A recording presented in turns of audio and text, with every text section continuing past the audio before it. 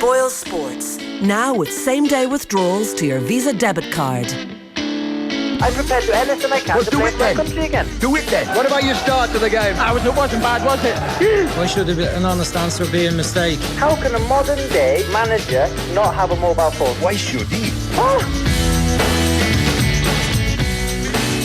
The Champions League evening is progressing. 50 minutes gone at the new camp. It's Barcelona 1, Liverpool 0. Still on a knife edge. On the show this evening, podcast listeners, we mentioned earlier on, John O'Shea is going to join us. He's announced his retirement at the age of 38. Played out his final season with Reading. 5 Premier League titles to his name, a Champions League, FA Cups, and 118 caps for Ireland. Scored against Germany very famously on his 100 cap. Learned everything he knew. Everything from Gary Breen. Are you looking for a reaction? Is that? I was trying to stay away from that. John O'Shea, though, we recorded this interview earlier on. We had a bit of fun with him. It's worth sticking around for. We tried to knock him off balance a little bit. Yeah. We threw a few curveballs in, didn't we? But so that's on the way. Talk to us about Barcelona Liverpool 1-0. Just for people joining us, the goal itself, we were appreciating the timing between Alba and Suarez. Real quality all throughout. Not the kind of quality that Van Dijk and Matip are coming up against week in, week out. And Van Dijk is the one slightly behind Matip in that gap that Suarez ran through. You're kind of looking at your boy Virgil, you're thinking, you need to either go with Suarez or give a shout to Matip, or in a perfect world try and do both. I think ideally just take responsibility and see it out yourself. Like I said, the ball was whipped in that quickly. I just think sometimes just not time to get the information for Matip to register that information and react to it. Do you know what I mean? So, yeah, and split-second decision, Joe. You know, by the time the ball came in, just didn't react to it, Van Dijk, and got punished. But it's been a really good response for Liverpool, particularly in this second half, to start this second half. They're really at it, Joe, which is good to see. Plenty of teams kind of concede the first goal at the new camp and crumble. Liverpool haven't, and that shows that it's a good sign that a team playing with kind of real confidence in themselves, that we're a goal down, but we still fancy a chance. We're still good enough to get back into this game. They're kind of playing with that kind of mindset. Liverpool haven't created a huge amount of clear-cut goal-scoring opportunities, but really building up sustained pressure on the Barcelona at half the pitch, getting a lot of good possession around the penalty box. You just feel as if bit of patience, a little bit of quality with the final pass, better decision making in and around the box, and they'll get that all important away goal. But good game, really good game to watch. And so 4-3-3, they've gone with the 4-3-3. Firmino on the bench. Wijnaldum as our centre forward, our Firmino figure. How's he done? He's done okay. Yeah, he's done okay. Look, they had an issue there. Personally, we spoke about Firmino. Take the gamble and play Firmino from the start. He's even got Origi there. Origi would be devastated he hasn't got a start. When you see Georgia, Wijnaldum, ideally really a central midfield player occupying the number 9 position, that really hurt Origi. But he's done okay. The threats really come down the side. Salah and Mane in particular. The best Liverpool chance first half. Really should have scored. Central area, 7 yards out, slightly stretching, but even still should have found the target. Yeah. But he's really causing Barcelona problems down the left-hand side of the pitch, PK in particular. As we speak, Liverpool have a free advanced area and it's crossed in. They've, for the last 2, 3, 4 minutes, as Kenny and I have been talking, they've been camped in Barcelona's half, so they are posing a real threat. They're finding spaces, they're getting down at the sides of Barcelona. Nothing gilt-edged yet in terms of chances, as Kenny was saying, but Liverpool take huge encouragement from the way this game has gone. This has not been sit in their own half and try and hit Barcelona on the break without any possession kind of an evening. It's been back and forth actually. Very little play around that middle third. Both sides, when they get the ball, are heading for the goal as quickly as they can. Yeah, I know what you mean. Yeah, in a hurry to get the ball from back to front. Yeah, and Liverpool, of course, don't mind going direct at times in terms of hitting the wide man early, even hitting the spaces in behind the Barcelona full-back. So yeah, there's been a nice flow to the game, good energy.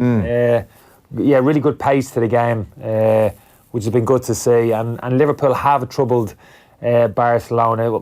Game on a little bit of a knife edge in terms of next goal. Yeah, exactly. It's an obvious thing to say. I know what you mean, but Barcelona have just shown enough that Liverpool get a little bit sloppy. That one little errant pass 10 yards outside the Barcelona box, it's intercepted. Whoosh. Yeah. Barcelona could be away, but very encouraging, certainly start to the second half from Liverpool. Messi in that first half anyway, I kind of was talking to John Watson there about Formula 1 for the last few minutes, but Messi in the first half popping up very centrally, picking up the ball quite deep, turning and saying, I'm coming at you. Oh yeah, absolutely, but more of a 4-4-2 Barcelona playing. We spoke about maybe generally 4-3-3, but looks as if he's always playing that central role just behind Suarez this evening, playing with an orthodox midfield forward as such, Vidal leaning towards the right hand side. So it's a role which suits Messi. Ideally, if you said to him, what role, where do you want to play in the pitch? Drop me in as that number 10, just in behind. What we're seeing right now is a feature of this game, and it's Liverpool just there. We're playing the ball out under a massive press from Barcelona, and really brave passing to beat the press. And Barcelona have done it too to Liverpool. Like the odd time they were caught, Piqué was caught quite badly in the first half. But like, it's just a different sport to what I grew up watching in the 90s, because you just wouldn't dream of passing under that kind of pressure. And I was saying to you off air, the last time I saw it almost like this was the Liverpool City game over Christmas, where you're almost having to flick the ball over a forward's head just to get around them in your own penalty box. Yeah, it's just that. You were made for this, Kenny. Why didn't you come along in this era? No, well, I've said it like it would really be a look. I didn't play at this level, but it would really be a struggle for me to play this type of football as a centre half in the modern game. And it's the classic risk versus reward strategy in terms of playing on the edge of your box under pressure, beating that initial press. And once you do, being able to take advantage of those spaces which invariably open up. Is that why you're not seeing that much in the middle third? Because once you beat the initial press, there's actually a bit of space to get further up the field. Well, exactly. Once you beat that initial block, there's big areas there to play, not just to play into, but actually to travel into in possession. Yeah, shouldn't necessarily be the case. Really, if you put the high press on, everybody should be following you. The midfield, the back four, you should all be moving compactly as a team. So really, those spaces shouldn't be there. But generally speaking, you find that little concertina effect if that front 3-4, wherever they are, go after the ball. Generally, those spaces open up a little bit in behind. You just got to back yourself to be good enough to play. Manchester City obviously do, and Liverpool on occasions. And Liverpool don't over-complicate the game playing from back to front. If you put the squeeze in Liverpool, generally, they look to go back to front a little bit earlier. Certainly, the Manchester City do and Barcelona do. But there's been a couple of examples. You highlighted one there. Liverpool playing out. Robertson just took a heavy touch, unfortunately. Otherwise, he was driving into space, into the Barcelona half the pitch. I wonder, is one of the reasons that if you get by the initial press, a bit of space develops is, well, one, you can't cover the whole pitch, but two, the centre half in you just says uh-oh and starts taking a few steps back. You just can't. You can't not take. It's hard to press when the initial press has been. Well, that's true, but it's and you're right, it is a natural thing, particularly even not the most athletic, haven't got a huge amount of pace. And you're against a Salah or someone. Yeah, and you're natural, as a young defender, you think, I've got to drop. Big chance, Liverpool. Milner. Salah, right-hand side, really good football. Pulls it back to the edge of the area. There's a dummy, I'm not sure from who, we'll see in a second. Could even be Henderson who was up there. I think Henderson might have dummied it. And Milner's coming onto the ball at pace. Oh, just puts it straight down the gut.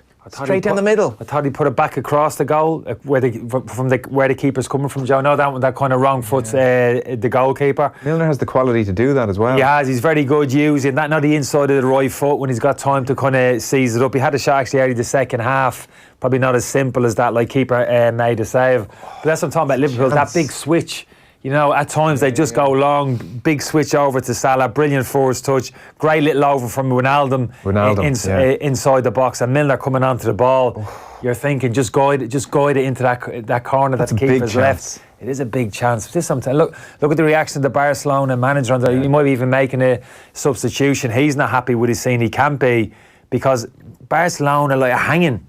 They're hanging on there a little bit at the moment, Joe. We don't say this too often. Scuffed it. It's off the ankle. With Milner, do you know, he just it just came across him too much, and he was trying to kind of half get it out from under his feet. He scuffed it. That's amazing. Coutinho off, Semedo on, who's predominantly an orthodox fullback. He played right back predominantly for Barcelona. Coutinho getting the drag, and a more defence-minded player getting brought in. You don't see that too often. That kind of mentality from Barcelona. And you're feeling quietly vindicated that you said Henderson should have played. He's done well since he went on for Keita, injured 23 minutes.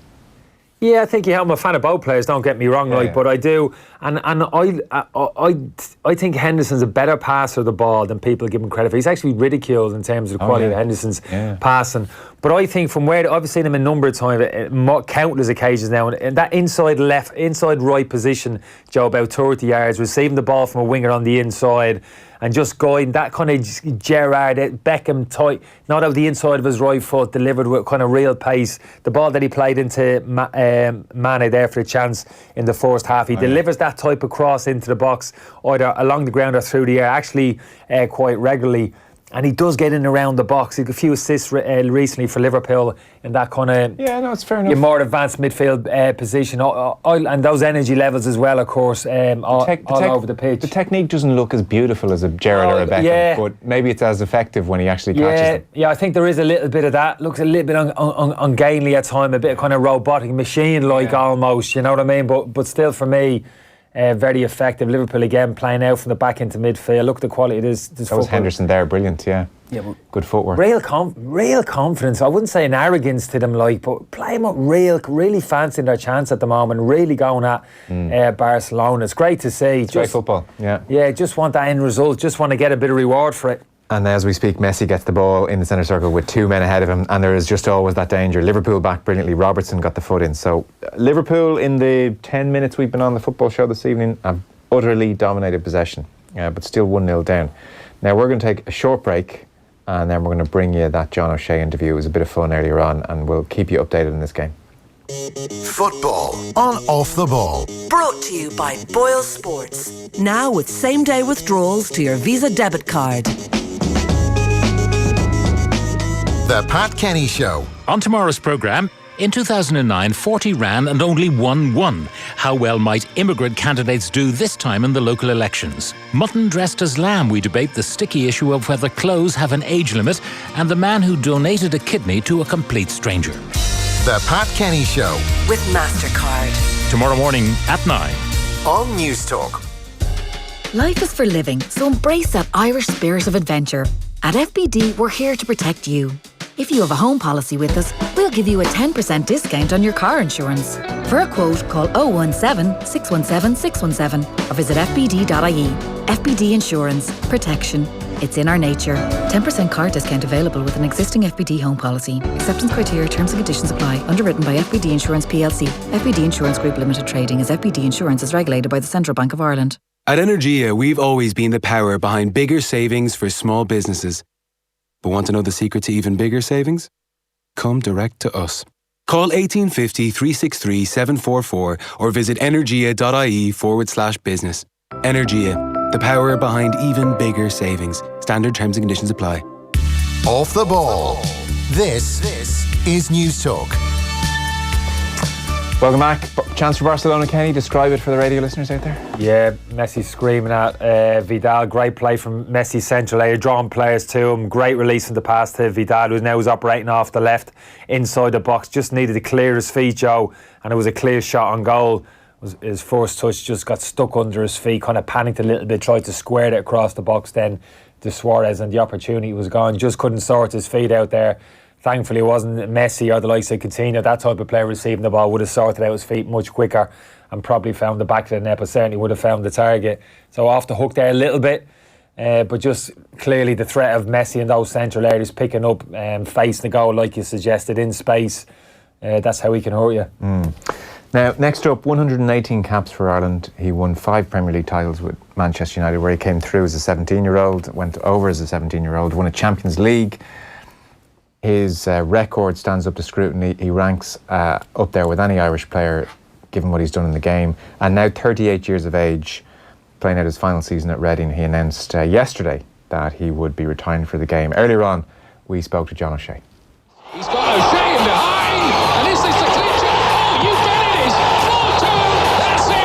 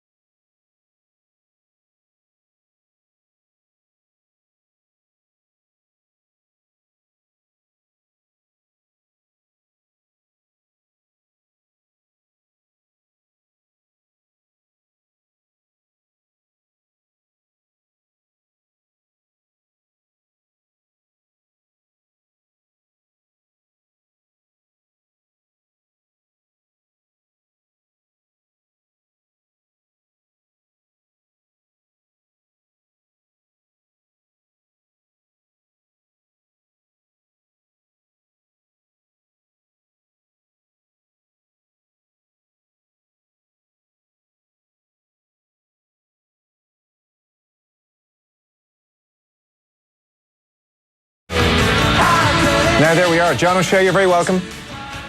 Thank you very much. It's great to have you with us. Nice introduction. Yeah, absolutely. Well, listen, it's the least you deserve. Now, I should warn you here, Kenny Cunningham's in studio and will be allowed to ask you questions. How's it going, Josh? You well? I'm well used to Kenny questioning me. Hopefully it'll be okay. A grilling. John, it's going to be a grilling. You better be ready. Okay. So, how are you, pal? You okay? Yeah, all good. All good, thanks. That's good. 38 years of age. Was it a pretty straightforward decision when it came to it, or were you half thinking about one more year? Look, it was pretty straightforward. It was. It's something obviously that has to happen at some point, and to think that when I headed over to Manchester at 17, I'd still be playing away, trying to play away at 38. Like, you know, I've had an amazing, very fortunate run at it. So it's a good time to check out, and the body is a few aches and pains, but it could be a lot worse. Honest question: are you dreading it? Are you dreading retirement? Yeah, dreading and excited.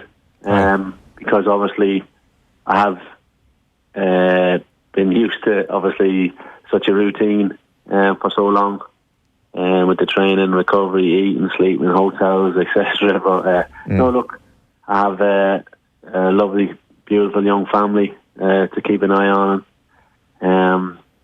That'll be taking priority, obviously, as it always does, but even more so now. Where will you base yourself going forward, John? It's not too much of a personal question. Which one of your many properties will you be living out in the immediate future? The girl is starting. I look for the minute. We'll be down south. It's the first time in my career I've been down towards the south of England. Yeah. Permanently. So families enjoy it. The kids are enjoying school here, so we'll be staying here for the moment, and we'll wait and see then for the future. But Manchester could be calling at some point as well, but we'll see. And what about plans for yourself? I presume in the short term, take a bit of a break from life and readjust to normal life and spend some time with the family. Exactly. Do you have medium-term plans? I could get involved with coaching fairly quickly. So there's nothing confirmed on anything yet, but at the break, my break mightn't be too long, shall we say, but it could be, but there's nothing confirmed yet, so I don't want to kind of go down any route like that yet to confirm it, you know. Okay, sure, but so coaching is what you're thinking about then, medium term? Yeah, exactly. Right. Exactly. I've done my A licence, and it's something I'll hopefully get involved in. But look, I'll get a few weeks to relax anyway, that's for sure. John, you've got a real window of opportunity here now, pal. Don't pass it up the next couple of weeks, months. You've got a real get out of jail card. You, the missus, the family, anything goes, pal. Before you put down those plans for coaching, media, whatever it is, you've got to live the dream. I mean, I took the opposite approach. I retreated into the shadows, led a very simplistic and kind of nomadic existence, which I'm still living there to this day. But it's overrated, John. Myself and Joe were talking about coming on to the show this evening. We thought we're very disappointed now, John, if we don't see you at some very high-profile social events over the summer. Okay, right. Coming up, so I'll get myself to Wimbledon. I'll get myself sent to court. That's too planned.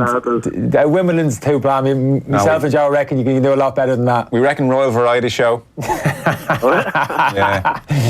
Yeah, entertainment show, comedy. I'll hopefully get myself to Royal Ascot as well. I'm not living too far from there, so we might get to there as well. That could be a start or two. I mean, John's held in such high esteem, particularly over in this part of the world. John would even get away with a little arrest, a small public order offence. Yeah, a little drunk and disorderly in a nice, good-natured way. Nobly offended or no damage caused. Yeah, even that type of thing, John, would be great, and we'd all be celebrating. What's the chances of that now? Any chance at all? There'll be a few drinks taken on board, that's for sure, but hopefully not a public order offence. I love that this is the first time you've been asked if you're intending to get arrested anytime soon. That's a hell of an interview question. Well, I have a brother in the Gardaí, so it might come in. He's well covered. You know how it works. I'll phone someone and give me a minute. It's all fine. He's got our bases covered. Not that he would do anything like that now. Oh no, none of them would do anything like that. No. Oh, come here, can I ask a genuine question, seriously, right? And give us the honest answer. At what point did you think to yourself, oh my God, I've just nutmegged Figo? Actually, it's obviously it's been said to me quite a few times over the last 24 hours. It was just that game itself. Look, not that I try at the odd time in training and different things like that, but it was just the way the opportunity presented itself, you know. Well, he dove in a little bit. Exactly. He's asking for basically he was asking to be humiliated. It goes him down quite quick. Yeah. But I'd say you're thinking to yourself, oh no, I've just invited trouble on myself here. He's not going to like that. Well, thankfully we did actually. I'm trying to remember. Yeah, we did win that game, or did we? Maybe we didn't, because I was thinking when Ronaldo got clapped off the pitch. Was that the Ronaldo night? Well, if it's that night, you didn't win that night, yeah. Exactly, yeah. So it was worth a try, as they say, and it came off, thankfully, and we kept possession of the ball, which is also nice, because sometimes you do these things and you lose the ball, and it's not very clever. Yeah, it's weird. It was just this mad moment, young enough in your career, and I think everyone back here was like, oh, just what's he done there? Do you know a question I just mentioned to Kenny, which I was curious about?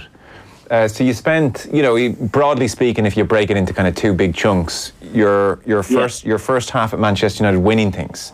And I appreciate that's pressurised in its own way, because Manchester United lose 2 games and it's a crisis, and there is an expectation that you win, and that brings its own pressure. Big games, you're on the treadmill, game after game after game. That as opposed to, fighting off relegation for Sunderland, maybe less media glare. I know Sunderland's a bit of a goldfish bowl when you're playing for them. Yeah. How did that compare? Like, was one clearly and way more enjoyable than the other, or did you manage to kind of enjoy both in a similar way, or is it not about actually the results? Is it about the people that you're playing with and training with? How give us a sense of that. Yeah, both were obviously, like, with the years that we were where we did manage to stave off to stay in the Premier League with Sunderland. Like, some of those nights and games were amazing. The buzz you got from it, because it was obviously a different buzz to win in the league, and a different type of pressure, a less enjoyable pressure, because the pressure at the top of the table is obviously huge, but it's a more enjoyable one, right? Because you're obviously, it's intense, and the spotlight might be a bit more on it, but it's a real horrible pressure at the bottom, because obviously you see what happens to closure and different things. The consequences of certain things. It's a lot more difficult, that pressure. That's for sure. And I think that's something that'll hopefully. It was like as if the two contrasting times, in the sense of, well, hopefully, it was like a fantasy world in the sense of where I was for, saying, the first team at United for nine seasons type of thing, and then to go to the reality of manager Steve Bruce signs me 3 months later, he gets the sack type of thing, and I'm like, what's happening here? Like, this is not, obviously made some bad signings. Some really bad signings got him the sack. look, John, I suppose that's the difference at Sunderland, obviously, just taking on what the point John made there. It would have been a different responsibility at Sunderland. You would have gone there as a very experienced player, on a pedestal somewhat in the eyes of a lot of the players at Sunderland, the captain of the team. So much more added responsibility on your shoulders in that respect, and potentially what you experienced at Manchester United. Bigger personalities there, obviously. Yeah. Oh, without a doubt, and that's obviously why I kind of went to Sunderland as well, type of thing, in the sense of the club had just finished 10th in the Premier League. They had, they'd done my homework a bit better, they jumped from 15th to 10th on the last day of the season. I think they were in 4-1.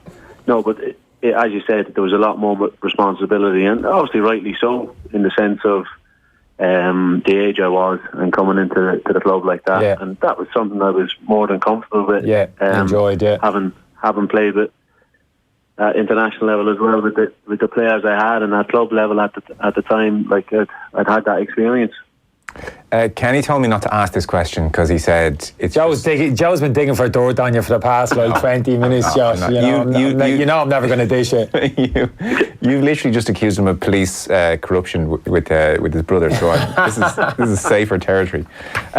It's a bit of a cliched question, right? So I don't know. I'm kind of relying on you bailing me out here with a good answer. 9 years under Ferguson, and we know about the hairdryer treatment, and we also know about lighter sides to his character or displays of real kindness. Did you have much interaction with him in that way? Like, did you spend any time in his office? Was he ever helpful to you off the pitch in any way that surprised you? Or did you have much interaction with him? Like, we sort of hear a lot about the Roy Keane, Alex Ferguson relationship, or the big names, and they bring out their autobiographies, and that's well trampled on.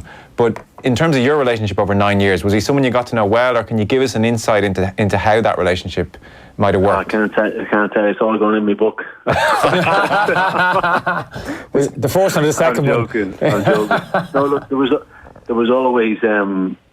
It's hard to pinpoint exactly just straight off the bat, but there were always different moments whether it be personal things with the family or things like that, where always you saw that's what he was, such a man manager. The psychology side of things, get it out eventually. That side of things was incredible. And look, even he gave me a buzz on Monday evening when he heard I was going to be packing it up as well, just for a quick chat. So that side of things, he's still so sharp on things. And look, you can tell from the teams that he built, the players, that the personalities that he had and was able to deal with, and he was just a very important figure for me, especially. So if you needed to jet back to Ireland, or there was a family issue or a personal issue, or I need a day off, there was that relationship with him where that was no problem. That was no problem whatsoever. Any stuff like that was always family. Family was first. It was he always made you aware of that. John, do you mind me asking you, on the international scene, obviously we both shared some great memories together. You played in 2 major championship finals. Any wants to ask who's the best defender you played with here, so just get ready. Definitely going to ask that. But we're just talking, because Joe said, John never played in the World Cup 2002, and I couldn't remember when you first were around the squad. Joe mentioned the fact it was 0-1. It would have been the lead into the World Cup in 02, so you would have been just on the periphery of things, just in that kind of build up when we actually qualified for the 2002 World Cup. So you must have been close to making that squad. Anybody in that squad, when the squad was announced, you thought, it's a bloody joke, he's in that squad ahead of me. present company excluded. No, look, and the first thing when I was in the squad, straight away after the World Cup, Mick had spoke to me straight away and said, look, John, I went with the players that had got me there, and I totally understood that. So there was never going to be an issue like that. I think obviously if I had really broke through into the United team really properly, it was only kind of until the following season, 02-03, that I kind of really burst into the team properly. So I fully understood. Yeah, look, don't get me wrong. Who doesn't want to go to a World Cup? Whether I obviously maybe I wouldn't have played at all, but still to be involved, and I would have gladly have missed Saipan and then gone straight to the World Cup. But, look, it's one of them things. I didn't get to a World Cup, but I still had amazing times with Ireland, and getting the chance to get a lift home off of Kenny from a few nights out. Another one. Bloody hell. At the last count, about 18 in that car, getting a lift home. Everybody claims to be in that rented car, John, on the way back from town. The numbers getting bigger and bigger. A couple of times. Sorry, no problem. Sure. John wasn't too abusive in the backseat. I didn't mind Josh in the backseat. That car sounds like a death trap. Gary Kelly winding the seat back and you can't even see the road. Throw me head covers out the window. And every little Cinquecento as well. It only cost me about €15, and it was a great little deal. Were you ever stopped by John's brother or no? He's never been around the Dublin area, so he didn't get a chance. Yeah. John's a great picture. Swinging back to the international thing, just before you came on, celebrating the goal there, Jamie. I know it's hard to pick on any individual moment. The major championships we've spoken about, there's a team photo with me. But this one here, like, I mean, and the night, the occasion, Germany, and just the manner of the goal, John, you know, playing centre half, the moment of the game that it was, the clock ticking down, wasn't even a set piece that lead up, John. Was it you just drifted up in general play into that area of the pitch? It was almost like slow motion, watching it, find yourself in that area of the pitch, the cross coming back in, and obviously the finish was. Sorry, are you describing John O'Shea's goal, or do you want John O'Shea to describe it? Well, I am, but it was extraordinary. Sorry, no, he knows more about this goal than you, John. No, I'm not. No, that's putting John down, saying it was. If I'd have scored, it would have been extraordinary, but not so extraordinary because I spoke. You're saying you were shocked? Is that what you're saying? Yeah, I'm not going to blow John's trumpet. I spoke before about John how technically good he was in different areas of the pitch he could operate. That probably best surmised it. But if there was one, difficult to pick out one moment, John, but from a footballing context and a game that really mattered, you know what I mean? This wasn't like Andorra away, 8-0 up. Exactly, Kenny. That was the big thing that when I did a couple of interviews straight away after that game, was like realising, obviously, I've scored an equaliser against Germany in the last minute, but the context of where we were in the group at that stage and how important it was crucial for us. So I think there had been I don't know, it was a corner or free kick maybe a couple of minutes beforehand, and then I just thought, obviously, a couple of minutes left. Oh yeah, being the age I was, I thought hatching near the goal. That was your 100th cap as well. To do with that, mate. Yeah, no, it's pretty special. It's pretty special because like it is a pity you didn't get to a World Cup. Does that it must be your regret? Obviously, everyone want to go and play at a World Cup. When you look at your international career, do you look back and say I'm happy with that, or is there a sense of could have beens? Is it a frustrating kind of thing? Look, no, not particularly because. Right. To play, if you're telling me when I got the chance to play for Ireland under 15s with Vinnie Butler, and then I get to play for the senior team 118 times, if you had told me that when I was 15, 16, to get the chance to lead the team out at a major European Championships against Sweden, stuff like that. Like, I mean, don't get me wrong, I would have been amazing to get to a World Cup, and we were close a few times, obviously. Playoff, etc. But no, look, it's something that wasn't to be. But I think I did okay. I think world's smallest file. I'm going to interject here. I feel I have to claim a bit of credit for when John was first introduced into the squad, sharpened his game up pretty quickly. I mean, John came in at left back. He would have played a few games left back. Josh first came in, and I would have played kind of left-sided centre half. Now, when you played left back alongside me, you better be ready for getting some absolute bazookas into your feet or passes, because the ball was literally a hot potato when it came to my feet. I could not get rid of that ball quickly enough, and it was usually the left back who suffered, and he was getting balls drilled at him left, right, and centre. So Josh was so good. There was a few sights that I remember throughout, obviously, my Irish career, but watching Kenny stretch in the corridors. of the hotel the day of the game was like, live long with the memory. Yeah, don't go into too much detail there. No, this has been brought up before. Don't make out this is something original John's thrown out there. Pull down Kenny's mic. Go on, John, you were saying. No, what are we talking here? More detail. Was he at least clothed? Any more meat on the bone here? Literally, you do not want any more meat on the bone. He was at least wearing clothes, I hope. What was he doing? It would have been a good advert for Sluggy. I was amazed Kenny never got any Sluggy adverts or that like that. But you're right, actually. I missed out on a few advertisements there. It's no big deal. I used to have to. I got to a certain age. John will know this. I just have to have a hot bath in the morning before training. We're not interviewing you here. Exactly. You've made it all about you've made it all about me bringing me into it. So I wouldn't go as far to apologise to lads. But the only place I could stretch, our rooms were small, John, weren't they? Apart from John's, John used to share with Roy for a while, and obviously had a big suite at the end of the corridor. But for the rest of us, we were in the pokey little room. I couldn't stretch up against the wall anywhere, so I literally had to take myself out into the corridor and stretch, on me back, stretch, let me legs, gravity take its course and stretch and get a bit of stretch into me groins, like, you know what I mean? So it wasn't the most pleasantest sight for the players going down for breakfast. Oh dear.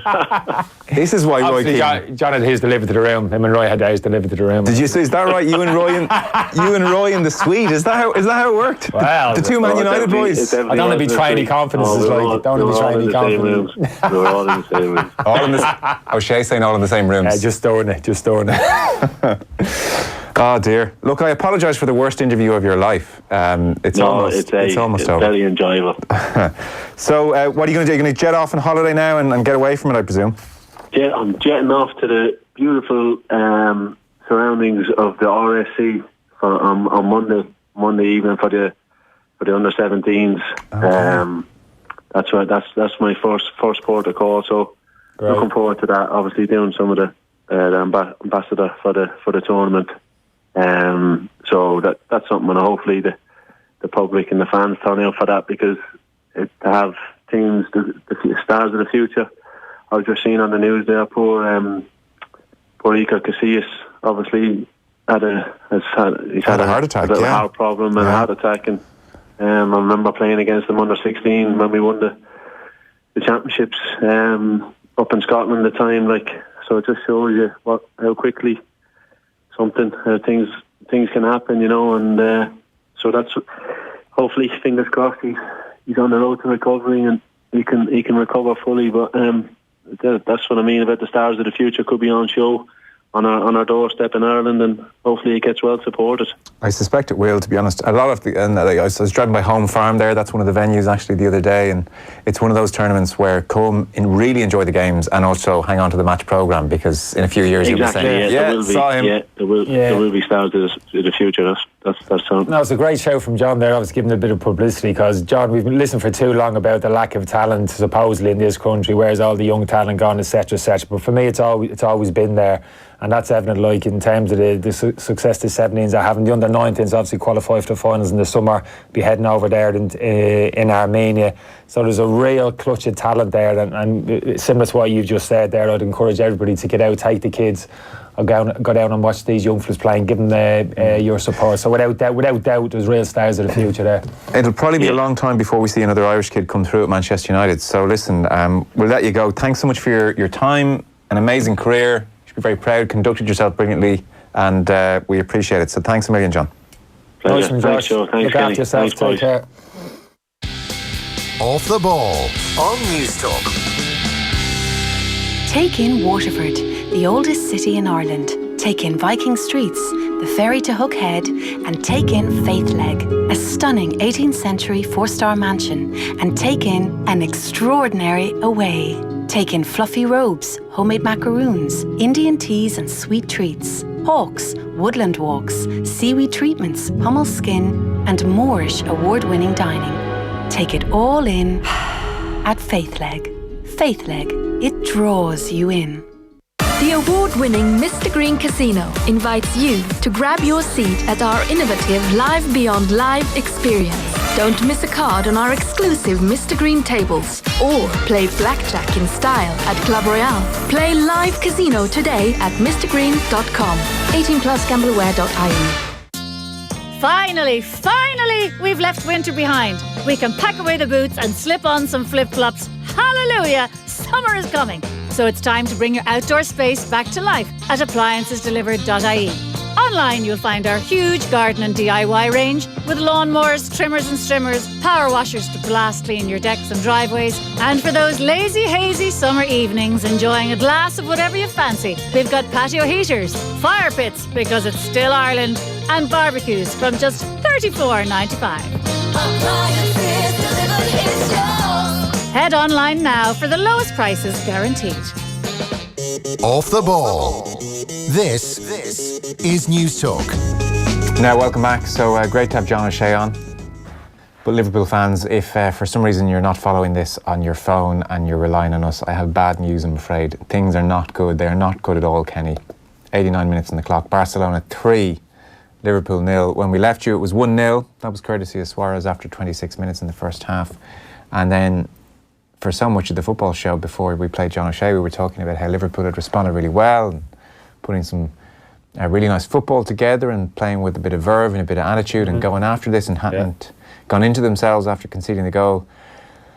But there's one rule in life, Kenny, one rule in life, and it's that Lionel Messi is excellent at football. So he has scored 2 goals for Barcelona on 75 minutes and then a free kick on 82 minutes. Can we work our way backwards? The free kick on 82 minutes.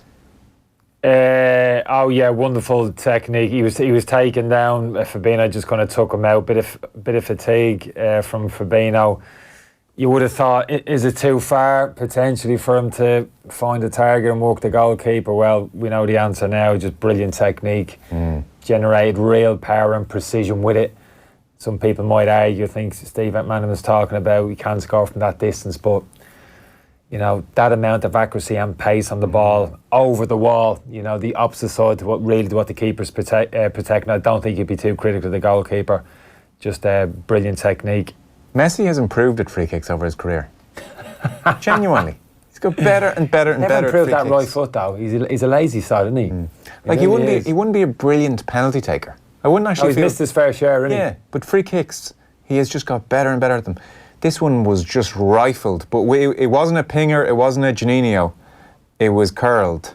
But I mean, it was curled at pace, top corner. Yeah, but you've just felt this. I know you're going to move on to the second goal, Joe, but you just felt it was always that we spoke about just before. 1-0 down, Liverpool really pushing, but at the same time, 3-on-1. 3-on-1. Well, not for long. 3-on-1. It's Messi. Liverpool have got another man back. It's over to Suarez. Oh, Suarez, shoot, man, if you're going to do something there. Come on. Took the poor option, yeah. I'm not actually cheering Barcelona on here, to be honest. But it's you'd be devastated if Liverpool support watching this, because it really in the ascendancy second half, like you said, Joe, really playing with real confidence, getting some good areas. Describe the second goal for us, Barcelona's second goal. Well, you spoke about the classic rules of football, but another one would be don't allow Lionel Messi to turn and face your goal in a central area, the pitch 30 yards out. Yeah. And I'm going to point the finger at Virgil van Dijk again. That's twice, Kenny. Even more so, because we saw in the replay, initially he was marking Messi. Messi's drifted off him into that kind of number 10 position, central area. And you can see Van Dijk, I've been there myself, do I follow him or do I drop? Now again, he's got no other Barcelona player in around him. And this is Lionel Messi. Do you really want him having the ball and getting turned in that area? Follow him in, make him play backwards. He doesn't, so that's fair enough. He lets him have the ball. Lionel Messi turns, he's facing the goal. Second rule, don't get passed by Messi. Don't get done by the pass from Messi in behind. Drop into the space, cover any run from any other Barcelona player. That's exactly what Sergio Roberto did. He made a diagonal run across Robertson into Virgil van Dijk's area of the pitch, but it was a slow turn from Van Dijk. It was a little bit of a lazy one. Body position looked a little bit wrong. So now he's got done with the pass. He hasn't followed Messi in. He's dropped off, and now he's got done by the pass in behind him. Robertson's done brilliant. He's actually tracked the run from Roberto, made a last-ditch tackle, only diverted the ball to Suarez, who looks as if he's going to hit into an open goal, hits the crossbar. And thirdly, I'm going to point the finger at Virgil van Dijk again. While all this is happening, Lionel Messi is on the move. He's anticipating something's going to happen. Virgil van Dijk's 3 yards goal side of him. His feet are planted. He's looking at the ball, heading towards the goal, thinking, I hope that shot doesn't go in from Suarez. Messi's thinking, I hope it goes in as well. But if it doesn't, you know what? I'm going to get myself a tap in. And he did. And he did. Ah, Virgil. Virgil. Come on, man. Too many cigars out in too many matches for Virgil this year, Kenny. I feel sorry for Liverpool because they really have played well tonight, even though it's hard to say that when they've been beaten 3-0, and it suggests a complete, like as if they've been completely outclassed, and I don't know if that's no, they haven't. Between the boxes, Joe, between the boxes in terms of quality of football, they've stood toe to toe with Barcelona, absolutely. On Suarez, he should have shot there in that move. He tried to square the ball back. Considering he's, I would say, about a stone overweight by the looks of things, and certainly a stone heavier than he was when he played for Liverpool, geez, he's still moving pretty well. He's even grown the beard to cover up the now less defined jawline to try and get away with it. But he's not fooling me, Kenny. I don't think he's operating at he's past his peak for me, Suarez. Yeah. And I know he's still effective. He scored a great goal this evening. Not playing at the level that he was for me a couple of years ago. You know, still bulldozing his way around the place and making a nuisance and coming up with obviously moments of real quality. That's his first goal in the Champions League this evening. But it's a great goal, though.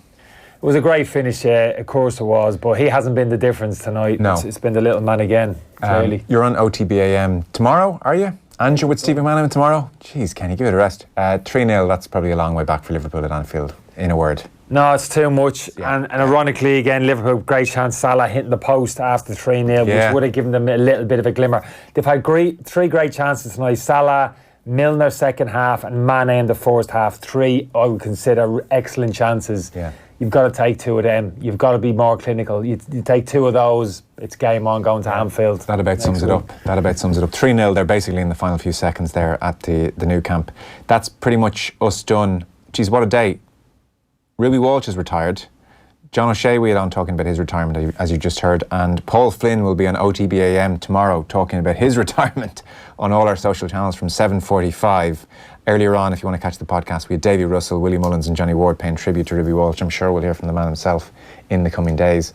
And then don't forget, Aviva Stadium tomorrow, Steve McManaman, Kenny Cunningham, alongside Nathan Murphy, will be followed by John Giles in the football show between 9 and 10. So, geez, what an offering we have for you tomorrow. Tom Dunn on the way next. Good luck.